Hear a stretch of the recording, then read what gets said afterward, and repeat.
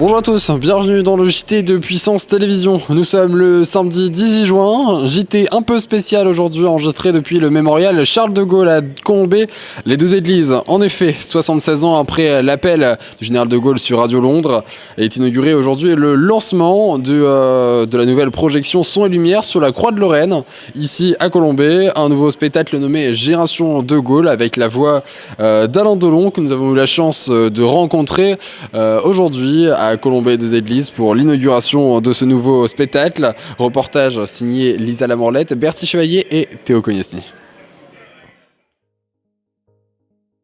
Dans le cadre majestueux du mémorial Charles de Gaulle, dès le 18 juin et tout l'été, venez à Colombey les deux Églises découvrir un spectacle monumental en 3D.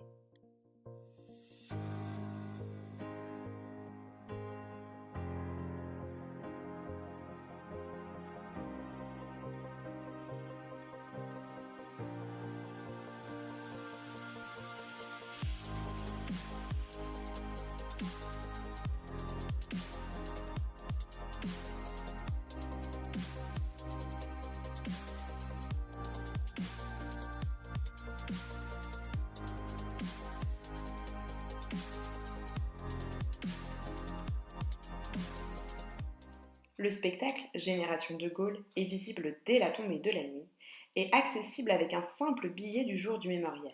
C'est donc un bon moyen de profiter de ce déplacement pour prolonger l'expérience et découvrir le mémorial, bien sûr. Au moment de choisir la voix du narrateur du film, le nom d'Alain Delon s'est imposé d'emblée. D'une part pour sa voix reconnaissable entre toutes, mais aussi parce qu'il a été une des figures emblématiques des années de Gaulle. Il s'est d'ailleurs dit très honoré qu'on ait pensé à lui et a accepté gracieusement de prêter sa voix. Nous avons aussi pu lui poser quelques questions lors d'une conférence de presse.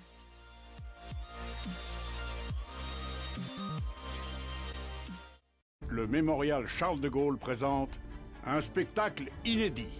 L'histoire de la génération de Gaulle à travers la radio, la télévision et le cinéma. Une plongée inoubliable dans les années 60, lorsque le plus illustre des Français présidait les destinées de la France. Un spectacle monumental en 3D sur la Croix de Lorraine à Colombey les deux Églises. Génération de Gaulle. Parler des jeunes qui n'auraient pas une idée de ce que c'est être gaulliste. Alors moi j'aimerais bien vous demander, vous l'avez déclaré dans la presse, que vous aviez connu la France du général de Gaulle. Le général de Gaulle qui me manquait énormément. Voilà, et j'aimerais bien comprendre pourquoi vous dites ça. Qu'est-ce qui pour vous était mieux à cette époque? Je pense surtout la première réponse, c'est que si on avait, j'aime pas parler comme ça au conditionnel ou si on avait aujourd'hui ce père, on n'en serait pas là, c'est tout. Et moi personnellement je dis, parce que je m'en fous, je dis ce que je pense et ce que je veux, je souffre de ce que nous vivons, je souffre de ne pas avoir de famille politique aujourd'hui avec qui je pourrais dialoguer. Et maintenant, c'est parti pour le show. 40 minutes de spectacle que vous pourrez retrouver tous les soirs du 18 juin au 31 août. Les femmes, encore peu nombreuses, à l'instar d'Éliane Victor et de Denise Glaser, sont pourtant représentées à 100% dans un nouveau métier, celui de speakerine. Elles deviennent alors les reines de l'univers catholique. Bonsoir, téléspectateurs, car c'est à vous que je m'adresse. Le programme de la soirée débutera aujourd'hui à 20h30 par les actualités télévisées. Je vous souhaite une très bonne soirée, je vous donne rendez-vous tout à l'heure. Gauche suit son guide, Nathalie. La place rouge était vide. Devant moi marchait Nathalie. Il avait un joli nom, mon guide, Nathalie.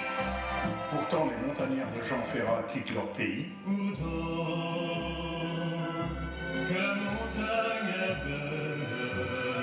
Les campagnes commencent à se vider. Comment peut-on s'imaginer en voyant un vol d'hirondelle que l'automne vient d'arriver?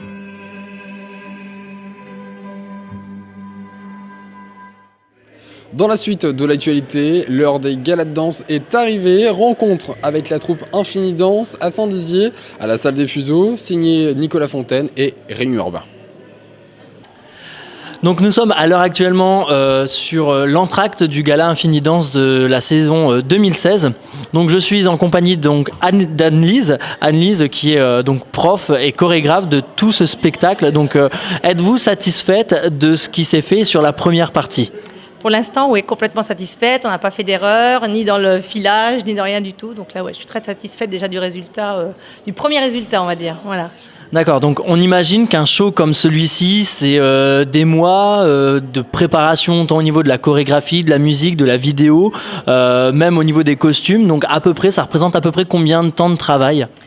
Je commence moi à chercher mon thème et mes musiques, on va dire au mois de septembre. Mais au mois de septembre, je consacre aussi mes cours à travailler essentiellement sur la technique pour pouvoir commencer mon spectacle, on va dire au mois de février. Voilà, donc mois de septembre à février, je travaille principalement toute la technique qui doit être bossée avant pour pouvoir progresser et présenter un spectacle, on va dire, différent et avec une progression chaque année.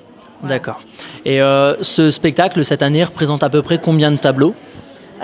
Écoutez, il y en a à peu près 24 en tout là, sur le spectacle du soir. Et le spectacle de l'après-midi avec les petits, ça fait à peu près 8 tableaux de tout petits. Voilà. D'accord. Et au niveau du nombre d'heures de répétition par semaine, au niveau des danseurs, donc ça représente à peu près combien de temps de travail ? Il y en a qui viennent pour une heure de cours ou 2 heures de cours. Et puis après, on travaille beaucoup les week-ends. Énormément, on travaille les week-ends, samedi, dimanche, enfin bref, voilà, c'est très tôt le matin et on repart dans l'après-midi. Enfin non, on a des week-ends très chargés 2 mois avant le spectacle. Voilà. D'accord. Alors je vois que vous êtes en tenue, donc vous allez danser donc sur cette deuxième partie. Pour vous, ça vous semble important de rester en lien avec le spectacle et danser aussi, plutôt que de rester que derrière en train de diriger les troupes ? Alors c'est vrai que oui, c'est surtout parce qu'en fait mes grandes me demandent chaque année de partager avec elles effectivement une chorégraphie. Donc c'est pour ça que je le fais pour elles et pour moi aussi, mais surtout pour elles. Voilà. On a hâte de voir ça en tout cas. Merci beaucoup en tout cas d'avoir répondu à nos questions et puis bonne continuation en tout cas pour la suite. Merci beaucoup.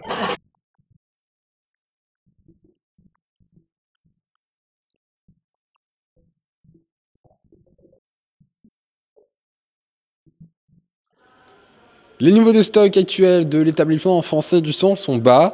L'EFS lance un appel urgent à la mobilisation de ses donneurs. Jeudi s'organisait donc une collecte à Saint-Dizier dans la salle du Palace. Une forte mobilisation a permis de conforter la cause. Prochaine collecte ponctuelle organisée le jeudi 7 juillet à Villers-en-Lieu ou le mercredi 20 juillet à Ancerville.